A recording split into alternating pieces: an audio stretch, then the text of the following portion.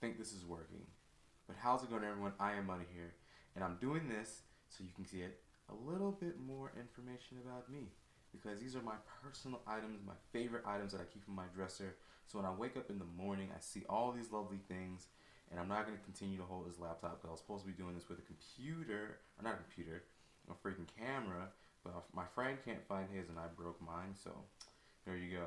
So I'll walk you guys through all that good stuff after I sit this thing down, and I will sit on this freaking bed because I'm lazy and I don't want to do anything, honestly. But this is your vlog, and I'm gonna walk you through all that stuff. That book is 48 Laws of Power. That is a freaking box of cards. That is a big ass black throwing knife. I love it. 2 Louis belts, 3 Louis boxes, a black watch that I love that I don't wear, that I don't even know how to set, and a whole bunch of Johnny Cupcake stuff, a passport, and an I-AM-Money license plate. So now you guys know what my name looks like it does because it's in the form of a license plate. Now, I'm not used to doing the whole video thing, but I actually think this is a little better because I was doing it in the living room next to the PlayStation and everything, and I was sitting so close that my voice didn't seem like it was matching up with the audio. It didn't look like it was matched, so hopefully this works out a little better. And I know what you're thinking, like off the top, wow, he's way better looking than Jay Broski. Yeah, I am. And hopefully this is close enough because, like I said, I'm on my bed. And the one in the living room, it seemed like it was far too close. So, I don't know. I probably could get a chair and sit a little closer. Maybe I'll do that, actually. Maybe I won't. Who knows? I'll do two. Because I'm thinking like maybe right here. Right there. Okay, so give me a second. I actually am going to get a chair. I should have been prepared for this.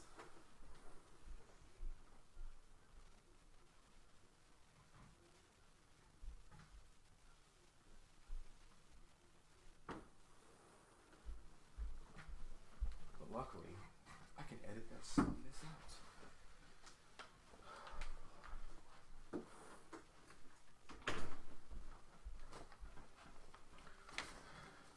Okay, boom. That's actually a lot better. And now I can have my questions. You can't really see them. But now that I'm back and you guys will have seen me run to get a chair, I'm going to walk through these questions. And I only got questions from one person, Kitten5150. The rest of the questions I kind of just made up on my own. And that's why I kind of showed you all the stuff on the dresser. Because those are the kind of things that I like to wake up to. And they kind of make me happy. And I like everything, you know, kind of neat and just kind of like organized, but kind of like a museum. So when I wake up, I see the same stuff all the time, but it's in a different order. And also the book. This is the only thing I forgot to mention in a dark, dark room. If you're in my age group, you might remember this book because it's like a 2nd and 3rd grade book. But it was my favorite like horror book as a kid. And I bought it maybe last year, a year and a half ago. Because I finally remember what the name was. And I was so happy and I love that book. I actually read it, but I just keep it there for display. And I actually have 2 other books. So word of advice, don't let black people borrow anything. Because I have, I like, what is this guy's name? I forgot. Robert Greene. I love his books. And I have The Law of Seduction. And I have the one with 50 cents that he did with 50 cents. And they're both really good books. And I have 48 Laws of Power, like I said. And I let 2 black people borrow them. And I'll never see them again. So word of advice, don't let black people borrow your stuff. And speaking of black people, I told you guys I was black. You didn't believe me. But I'm black. Makes sense now, right? But I'm going to go ahead and get to the questions. And like I said, I only got 3 questions from Kitten. And then the rest, I kind of made my own questions. And I'll turn it into like an interview thing. So I'll work it, I'll make it spicy. It won't be spicy. It'll just be a random ass interview. But the first question is, what inspired you to create your channel? And it's very, I assume, the most common question outside of, you know, how'd you get your name? But short answer is Jay Broski. But I'm going to give you the long answer because we have lots of time. So when I first, like maybe 3 or 4 months ago, I come up with the idea to where I wanted to start a channel. But I always did it in the way to where I was like, I want to do it with someone. And I didn't know who to do it with. So I'd ask like random people like, hey, you know, I'm thinking about starting YouTube. Or someone would be like, yeah, I'm about to start my YouTube. And I'm like, oh, really? I'm going to start one too. Like, let's sync up and get it all together. And I went through this with like 3 or 4 people over a span of 3 or 4 months. And out of nowhere, Jay Broski randomly was like, "Hey, I bought my HD PVR. I got my Elgato in the mail." And at that very time, I was like, "Wow!" Like he didn't ask anyone to do it with him. He didn't ask anyone to go in with him. He just bought it and he went along and just did it himself. And it was kind of crazy because Jay Broski's like all of 18, just graduated high school, and here I am, 29, learning from an 18-year-old. Like, if you want to do something, just go out and do it. And basically 3 days after he got his Elgato, I went and got my Hapog, and I advise you not to get an Hapog. I advise you to get an Elgato. Definitely make your own decision, but I have a Hapog and I say go Elgato. But that's basically how I started my YouTube channel. And also, she asked, what are you eating while you do your live feeds? I'm actually not eating anything. I actually don't eat much of anything. And I would show you the can, but I don't have the can with me because I threw it in the trash. But I dip pouches. And that is literally my dirtiest little secret in the world. Like, no one really knows but my best friends. Maybe one good really female friend, but everyone else doesn't know. And you wouldn't expect me to be a dipper. I guess because of my parents, but I was in the Army and I picked it up there, and that's basically what is in my mouth. So you'll hear it and I'm like, that's because I have to spit, and then my voice will be really, really clear. That's because I can talk with it in my mouth. It's just when I have to spit, it kind of gets mumbled up. So that was within my mouth. So you guys all know something about me a lot of people don't know. And her last question is, who would you kick from To Die For? I actually wouldn't kick anyone from To Die For. If I had to kick someone, in my last video I showed you guys, I think his name was Fog something, and that shows you how well I know him. I've never met him, never played with him. He's Ryan's best friend. That's the only way he got in the clan. So if I had to kick someone, it would be him. And it's not because, well, I can't say it's because he's done anything. I've never met him. So it'd be him because he'd be less affected because I don't even think he's ever online. So, and he's been in the clan since they cut everyone, and he's been in the clan since then. No one's ever seen him. So if I had to cut someone, it would be him.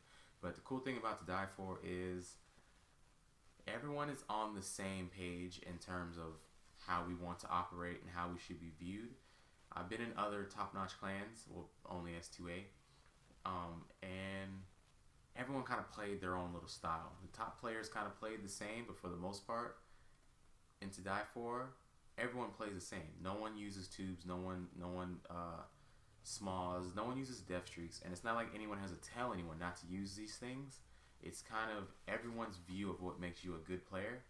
That's what kind of makes you a good player in our eyes. We're all running gun-based players, and I think that's the one special thing about To Die For that I really like about the clan. So that's why I wouldn't kick anyone in the clan, because everyone has earned their place in To Die For. First other clans I've been in to where it's kind of like, oh, we're friends, let me in, or this guy's cool, I like playing with him.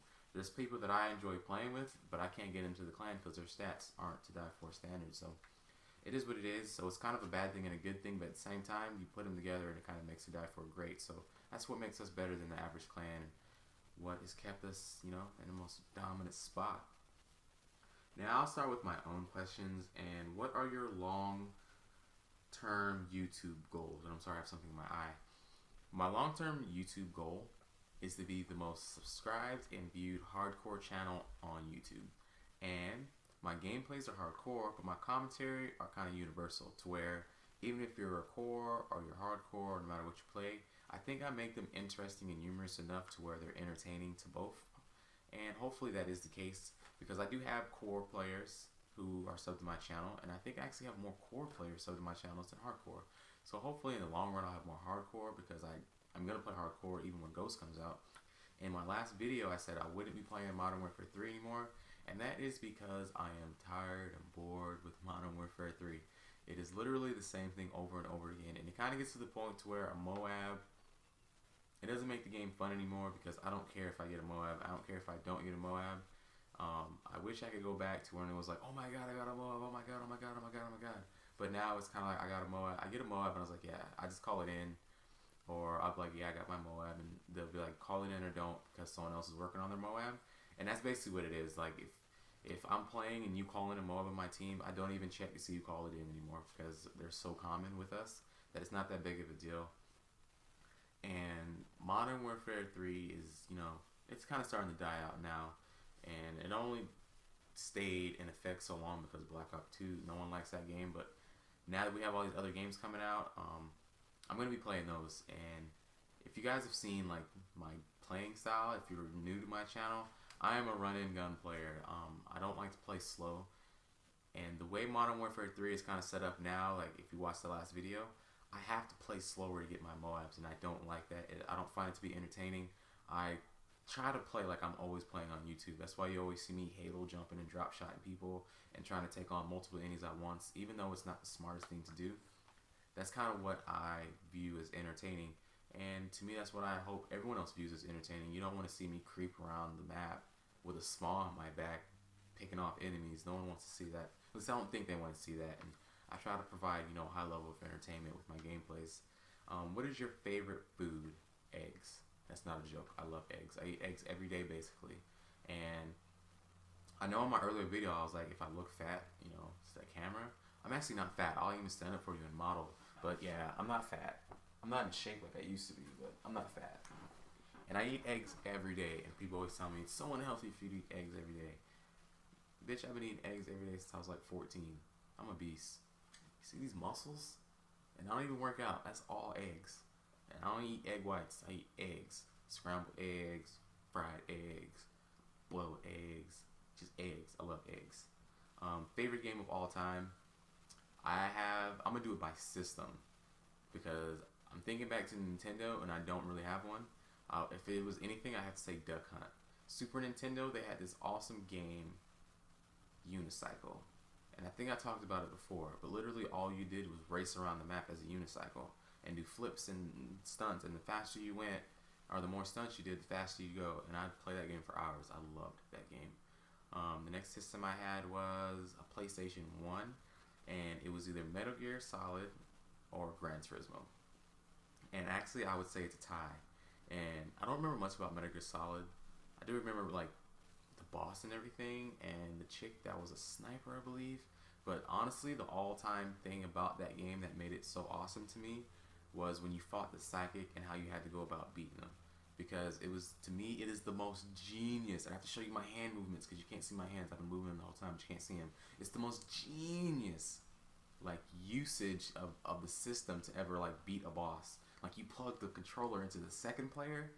What the freak was that about? And that was, to me, that just caught me, and to this day it catches me because it's so awesome that you wouldn't think about it. And plus, we had the internet back then, but it was all dial-up, and you didn't really search the internet for freaking cheats and all that. You had to buy magazines like EGM, Entertainment Gaming Monthly, or IGN, stuff like that. You had to buy magazines to get cheat codes back in the day, and it was just awesome because you'd play for like an hour, but I can't beat this dude. He knows everything I'm doing, and then out of nowhere, plug the controller into the second player, and it's like, oh my god.